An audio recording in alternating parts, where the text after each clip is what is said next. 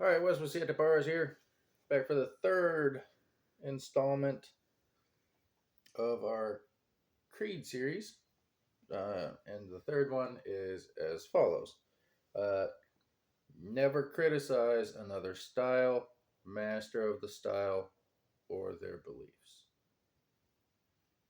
There's some interpretation that can go on in this one.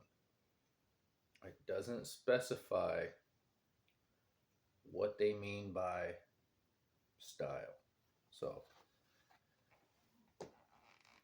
there's different styles of siete pares. And by style, I mean different people have different interpretations of that style.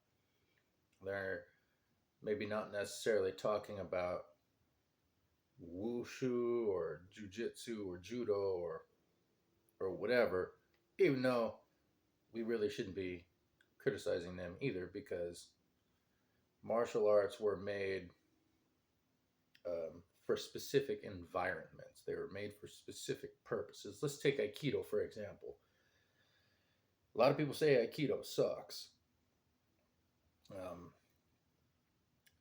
and I've done Aikido. I did Aikido for about 3 years.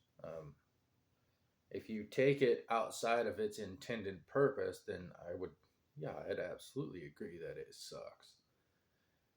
But it's made for combat against someone that has a weapon, um, and it works fairly well for that. But people say, "Well, if Aikido works so good, why isn't that in the UFC?" Because that's not its intended purpose. So that's why it's not in the UFC, and that's why it doesn't work in situations like that. So back to what I was saying. People have different interpretations of what siete pares is, um, and they just it's a different idea. It's not wrong. It's just a different idea. Um, we don't talk shit. We don't criticize it.